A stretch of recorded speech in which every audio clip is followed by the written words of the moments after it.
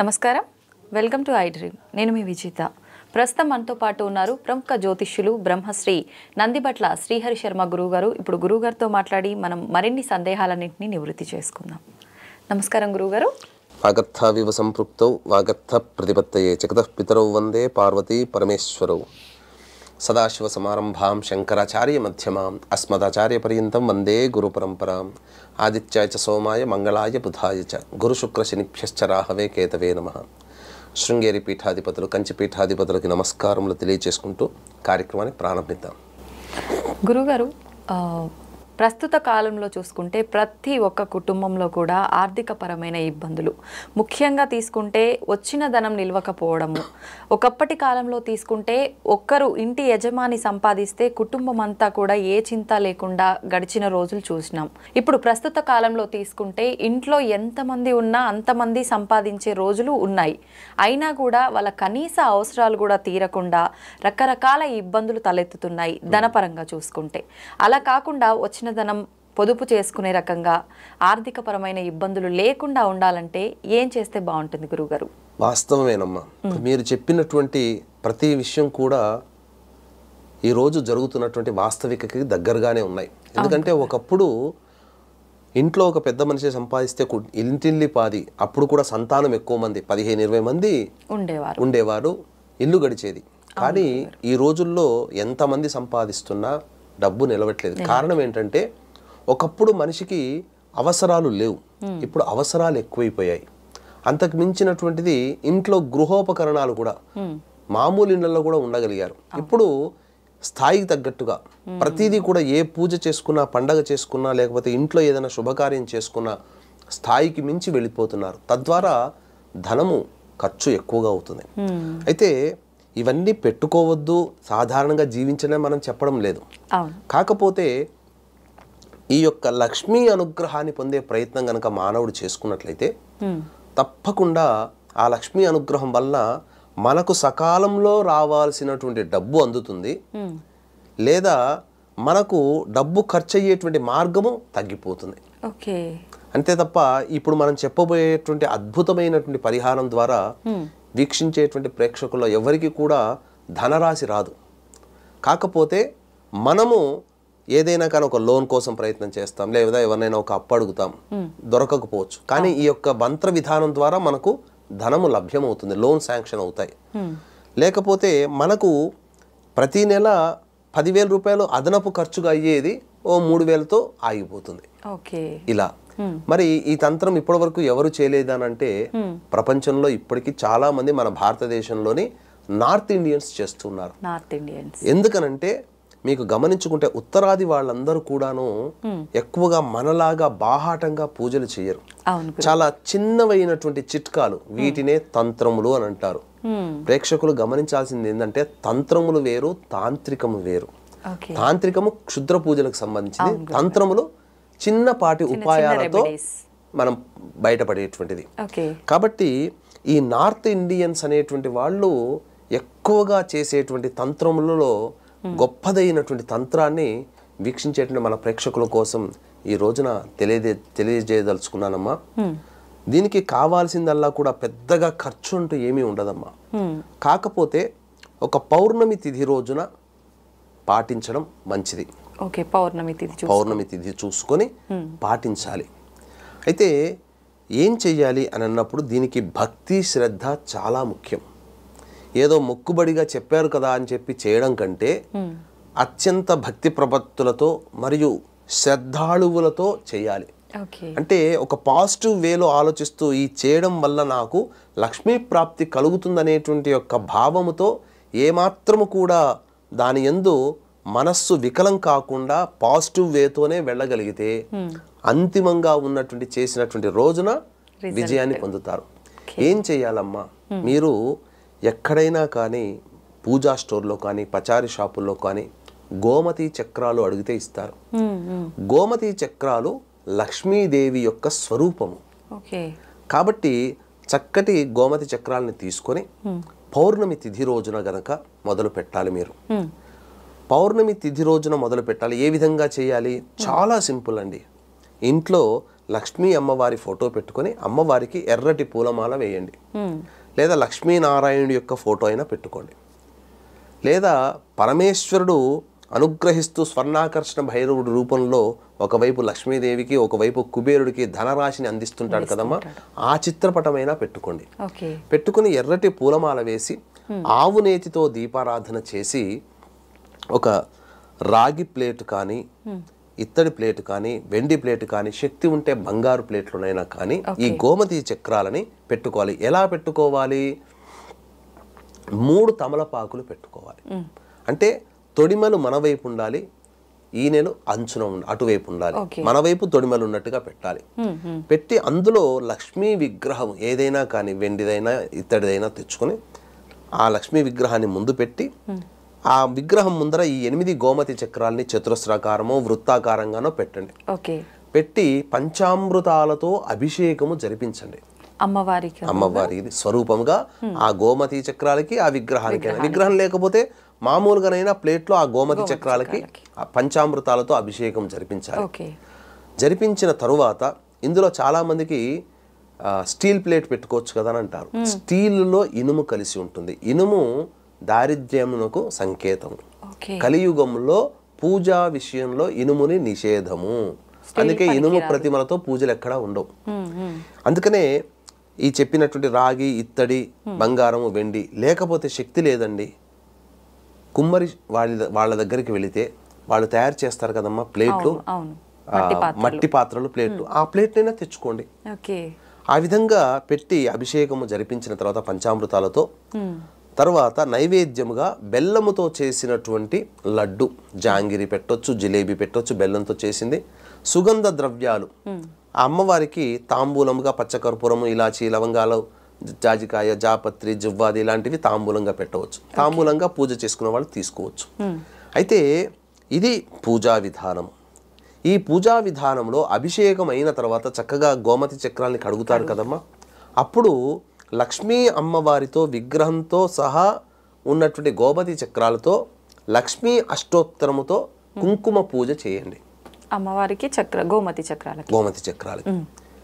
అయితే మనం ఏం చేస్తామంటే ఈ అమ్మవారి లలితానామాలు చదివేటప్పుడు ఓం ఐం హ్రీం శ్రీం అని చదువుతాం కదమ్మా. ఆ విధంగానే ఓం ఐం హ్రీం శ్రీం ప్రకృత్యై నమః, ఓం ఐం హ్రీం శ్రీం వికృత్యై నమః, ఓం ఐం హ్రీం శ్రీం చంద్ర సహోదర్యై నమః, ఓం ఐం హ్రీం శ్రీం సముద్ర తనయాయై నమః, ఇలా లక్ష్మీ అష్టోత్తరాలు ఉంటాయి. ఆ ఐం హ్రీం శ్రీం అనే బీజాక్షరాన్ని జత చేసి అష్టోత్తర పూజ చేయండి. చేసిన తర్వాత ఇప్పుడు వీక్షించేటువంటి ప్రేక్షకులు ఇప్పుడు నేను చెప్పబోయేటువంటి మంత్రాన్ని ఒక 5 లేదా 6 మాలలు జపం చేయండి. మీకు ప్రేక్షకులకి డిస్ప్లే కూడా చేయడం జరుగుతుంది, ఏమాత్రం తప్పు కాకుండా. ఏమా మంత్రము అంటే దీని మంత్రము అనే దానికంటే కూడా కార్యసిద్ధికరమైనటువంటి మంత్రముగా చెప్పవచ్చు. లక్ష్మీ సిద్ధిని ప్రసాదించే మంత్రము. చాలామందికి బీజాక్షరాలు ఈ యొక్క ప్రసార మాధ్యమంగానే చెప్పకూడదు కదా అని అంటుంటారు, కానీ ఇవి శాబర మంత్రములు. అంటే గురుగారు శాబర మంత్రములు అని అంటే ఎవరైనా ఉపాసన చేయవచ్చు. అంటే ఏమీ తెలియని అజ్ఞాని కూడా ఈ శాబర మంత్రాలని చదవచ్చు. ఇక్కడ భక్తి ప్రపత్తులతో ముఖ్యమమ్మా. భక్త తిన్నప్ప కన్నప్ప ఏం చదువు వచ్చిందని చెప్పేసి ఈశ్వరుని ఆరాధించి మోక్షాన్ని పొందాడు, బోయవాడు కదా. కాబట్టి ఈ శాబర మంత్రముని ఉపాసించాడు. కాబట్టి ఇది చాలా అత్యంత శీఘ్రముగా ఈ కలియుగంలో సర్వ ఫలప్రదాయిని. ఏమా మంత్రము అనంటే ఓం హ్రీం మహాలక్ష్మి శ్రీం స్థిరలక్ష్మి ఐం మమ గృహే ఆగచ్చ ఆగచ్చ స్వాహ. మళ్ళీ చెప్తున్నాను, ఓం హ్రీం మహాలక్ష్మి శ్రీం స్థిరలక్ష్మి ఐం మమ గృహే ఆగచ్చ ఆగచ్చ స్వాహ. మళ్ళీ ఒకసారి చెప్తున్నానండి, ఓం హ్రీం మహాలక్ష్మి శ్రీం స్థిరలక్ష్మి ఐం మమ గృహే ఆగచ్చ ఆగచ్చ స్వాహ. ఈ విధంగా 5 లేదా 6 మాలలు ప్రతిరోజు మీరు పౌర్ణమి నుంచి మొదలుపెట్టి అమావాస్య వరకు చేయాలమ్మా. ఇప్పుడు ఈ యొక్క ఆషాఢ మాసంలో జూలై మాసంలో 21వ తారీఖు రోజున పౌర్ణమి, 5వ తారీఖు రోజున అమావాస్య. విశేషం ఏంటంటే పౌర్ణమికి ఆ రోజున ఉన్నటువంటిది సంబంధించి చూసుకుంటే గురు పౌర్ణమి అని అంటారు కదమ్మా. అవును గురుగారు. ఈ గురు పౌర్ణమి అంటే నవగ్రహాలలో గురువు దగ్గర ధనకారకుడు ఎవరై అంటే గురువు. ఈ గురువుకు సంబంధించినటువంటి పౌర్ణమి రోజున మనం ప్రారంభిస్తే మనం ధనం కోసమే కదా చేస్తుంది, లక్ష్మీ ప్రాప్తి కలగాలని. ఆ గురువు అనుగ్రహం కలుగుతుంది. గురువు అనుగ్రహం కలిగిందంటే డబ్బులు వచ్చినట్టే లెక్క. అమావాస్య రోజున ఉన్నటువంటి విశేషం ఏంటంటే ఆదివారము అమావాస్య, ఆ రోజు పుష్యమి నక్షత్రం అయింది. పుష్యమి నక్షత్రానికి అధిపతి ఎవరు? గురువే. అందుకనే పుష్యమి నక్షత్రానికి ప్రారంభమయ్యే శ్లోకం ఎలా ఉంటుందంటే నక్షత్రం యొక్క మంత్రము ఓం బృహస్పతి పరిపాతు పశ్చాత్ అంటే బృహస్పతి అధిదేవతగా ఉంటాడు పుష్యమి నక్షత్రానికి. శని నక్షత్రమే అది, కానీ ఆ నక్షత్రానికి అధిపతి బృహస్పతి. కాబట్టి వీక్షించేటువంటి ప్రేక్షకులకు కూడా 27 నక్షత్రాలకి సంబంధించినటువంటి ఉపాసనలు ఉన్నాయి. ఏ నక్షత్రాన్ని ఉపాసించడం ద్వారా మంచి కలుగుతుందనే విషయాన్ని కూడా కూలంకషంగా సిరీస్ రూపంలో మనం తెలుసుకుందామమ్మా. కాబట్టి ఈ యొక్క పుష్యమి నక్షత్రం రోజున మీరు అమావాస్యతో ఎండ్ అయిపోతుంది. సోమవారం రోజున లక్ష్మీ అమ్మవారికి దేవాలయానికి దగ్గరలో ఉంటే వెంకటేశ్వర స్వామి దేవాలయంలో కానీ లక్ష్మీ అమ్మవారి దేవాలయానికి ఆ గోమతీ చక్రాల్ని ఆ లక్ష్మీ అమ్మవారి వీలైతే అవకాశం ఇస్తే ఆచార్యుల వారు ఆ లక్ష్మీ అమ్మవారి పాదాల దగ్గర పెట్టి ఒకసారి కుంకుమార్చన జరిపించండి లక్ష్మీ అష్టోత్తరంతో. ఇక మీ చేతిలో ఉన్నటువంటి ఎర్ర తామర పూల మాల ఆ అమ్మవారికి వేయండి. వేసి ఇంట్లో తెచ్చుకొని ఆ 8 గోమతీ చక్రాలు వ్యాపారస్తులైతే మీ యొక్క వ్యాపార స్థలంలో ఒక చిన్న ప్లేట్లో స్టీల్ కాకుండా ఇత్తడి, రాగి లేదా మట్టి ప్లేట్లో పెట్టుకొని ప్రతిరోజు కూడా ఆ యొక్క గోమతి చక్రాల దగ్గర ఆవునేతితో దీపారాధన చేసి చక్కగా వాటిని ప్రతిరోజు తుడిచి 21 సార్లు చాలు, ఏం అవసరం లేదు. ఈ యొక్క మంత్రాన్ని 21 సార్లు విశేషముగా పౌర్ణమి, అష్టమి, బహుళ అష్టమి, శుక్ల అష్టమి, అమావాస్య ఈ 4 రోజుల్లో 108 సార్లు చేయండి. ప్రతిరోజు ఇంత చిన్న బెల్లం ముక్క మీరు నైవేద్యంగా పెట్టండి. ఇంట్లో అయితే గల్లాపెట్టులోనో లేకపోతే పూజా మందిరంలో కానీ ఈ చెప్పిన విధంగా అమావాస్య వరకు చేసి సోమవారం నుంచి చక్కగా మళ్ళీ మీ ఇంట్లో ప్రతిరోజు కూడా ఆ గోమతి చక్రాల్ని పెట్టుకొని ప్రతిరోజు గోమతి చక్రాల్ని తుడిచి చక్కగా మళ్ళీ ప్లేట్ పెట్టి ప్లేట్ని కడిగి మళ్ళీ ప్లేట్లో పెట్టి అక్కడ కొద్దిగా కుంకుమ, పసుపు, కుంకుమ చల్లి ఈ యొక్క మంత్రాన్ని 21 సార్లు చేయండి చాలు. ఇంకంతకంటే ఇంకెక్కువ అవసరం లేదు. బెల్లం ముక్క ఇంట్లోనైనా నైవేద్యంగా పెట్టవచ్చు. చాలా మంది ఇంకా చెప్పాలి అని అంటే ఈ గోమతీ చక్రము లక్ష్మీ స్వరూపం కాబట్టి చిన్నదైనటువంటి ముత్యమంత సైజులో ఉండే గోమతి చక్రాలు కూడా వెతికితే దొరుకుతాయి. దాన్ని ఉంగరంగా కూడా పెట్టుకోవచ్చు. చిటికన వేలుకి పెట్టి వ్యాపారస్తులైతే చిటికన వేలుకి, అలాగే ధనము కావాలనుకునే వాళ్ళు చూపుడు వేలికి లేదా ఉంగరం వేలికి, ఈ 3 వేళ్ళకి మధ్య వేలు తప్ప ఈ 3 వేళ్ళకి మీరు ఉంగరంగా కూడా వెండిలో పెట్టుకోవచ్చు. ఎవరైనా ధరించవచ్చు. చిన్నది గోమతి చక్రం చాలా చిన్నగా దొరుకుతుంది. ఇవి చేసుకున్నట్లయితే తప్పకుండా మంచి జరుగుతుంది, ధనప్రాప్తి సకాలంలో కలుగుతుంది. వీక్షించేటువంటి ప్రేక్షకులు కూడా దీన్ని దృష్టిలో పెట్టుకొని 21వ తారీఖు రోజున గురు పౌర్ణమి సందర్భంగా మా పీఠం ఆధ్వర్యంలో శ్రీకాళహస్తి క్షేత్రంలో రాహుకేతు పూజ, శనిదేవుని యొక్క నివారణ పూజలు, విద్యా, వివాహం, అనారోగ్యం సమస్యల నివారణకి 18 రకాల హోమాది కార్యక్రమాలు శ్రీకాళహస్తిలో జరిపించడం జరుగుతుంది. కేవలం 1500 రూపాయల రుసుముకి. అవకాశం ఉన్న వాళ్ళు కార్యక్రమ తదనంతరం కాంటాక్ట్ చేసి పూర్తి వివరాలు తెలుసుకోవచ్చు. గురుగారు, పౌర్ణమి రోజు మొదలుపెట్టి అమావాస్య వరకు పూజ చేయమన్నారు కదా, సమయం గురుగారు ఏ సమయంలో చేయాలి పూజ? ఉదయం, సాయంత్రం 2 సార్లు చేయాల్సి ఉంటుందా, ఒక్కసారైనా?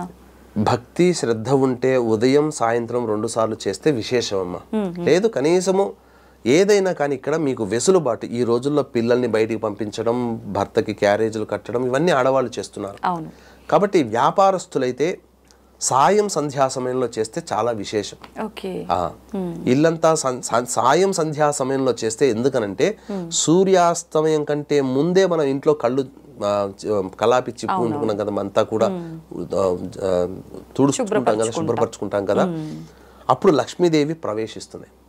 ఆ సమయంలో లక్ష్మి యొక్క ప్రసన్నాన్ని పొందే విధంగా సాయంత్రం పూట చేస్తే విశేషం. ఇక్కడ మీకు ఒక ఆశ్చర్యకరమైనటువంటి అద్భుతమైనటువంటి ఒక మర్మ రహస్యము మన ప్రేక్షకుల కోసం తెలియచేస్తానమ్మా. అమ్మవారు ఎప్పుడు ప్రసన్నంగా ఉంటుందనంటే సాయం సంధ్యా సమయంలో నవ్వుతూ ఉంటుంది. ఇది 100కి 100%, 1000% నేను గ్యారంటీ ఇస్తాను. మీరు టెస్ట్ చేసుకొని కూడా చూసుకోవచ్చు. ఉదయం పూట మీరు ఏదైనా ఒక అమ్మవారి దేవాలయానికి వెళ్ళండి. ఉదయం పూట అమ్మవారికి తదేకముగా చూసి నమస్కారం చేసుకోండి, అమ్మవారి రూపాన్ని మైండ్లో పెట్టుకోండి. అదే రోజు మళ్ళీ ఖాళీ సమయం చూసుకొని సాయంత్రం 6 తర్వాత మళ్ళీ అమ్మవారి దేవాలయానికి వెళ్ళండి. ఆ అమ్మవారి ముఖంలో నవ్వుతూ కనిపిస్తుంది.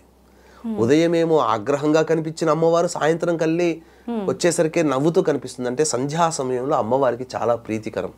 ఎందుకంటే ఈ లోకాన్ని పట్టి పీడించేటువంటి రాక్షసులని, శుంభ నిశుంభులు దుర్గములనేటువంటి రాక్షసులని సంహరించి సూర్యాస్తమయం లోపల సంహరించి సంతోషపడుతున్నటువంటి సందర్భంగా ఉన్నటువంటి అమ్మవారు కాబట్టి సంధ్యా సమయంలో ఆ అమ్మవారు అసలు చెప్పలనవి కానటువంటి అందమైనటువంటి నవ్వు ముఖంతో కనబడుతుంది. ఏ అమ్మవారైనా, ఏ దేవాలయమైనా కానీ ఇది. కాబట్టి సంధ్యా సమయంలో చేస్తే ఎక్కువ విశేష ఫలితం వస్తుందమ్మా. నిజంగా చాలా మంచి పరిహారం గురుగారు. ప్రతి ఒక్కరు కూడా ఈ మధ్యకాలంలో ఇబ్బంది పడేది ఆర్థిక పరంగా, డబ్బు నిలవట్లేదు, అసలు అనుకున్న ధనం చేతికి రావట్లేదు, ఇలాంటి ఇబ్బందులే ఎక్కువగా చూస్తున్నాం గురుగారు. చాలా అటువంటి ఇబ్బందుల నుంచి బయటపడడానికి నిజంగా ప్రేక్షకులందరి కోసం ఒక మంచి పరిహారాన్ని అయితే తెలియజేశారు గురుగారు. ధన్యవాదాలు. ఇంతకన్నా విశేషంగా ఏంటంటే అమ్మా, ఈ రోజున మార్వాడీలు ఎంత డబ్బు సంపాదిస్తున్నారో అంత డబ్బు ఉంటుందనంటే కారణం ఈ తంత్ర పరిహారం మార్వాడీలు చేయడం వల్ల. మార్వాడి బిజినెస్ సీక్రెట్ అంతేనమ్మా. వాళ్ళు ఈ తంత్ర పరిహారాన్ని చాలా చక్కగా చేస్తారమ్మా. కాబట్టి ఇంతటి మంచి విషయాన్ని చక్కగా అందరికీ తెలియచేయాలి, అందరూ బాగుపడాలనేటువంటి ఒక సదుద్దేశంతో ఈ కార్యక్రమాన్ని మనం చేశాము.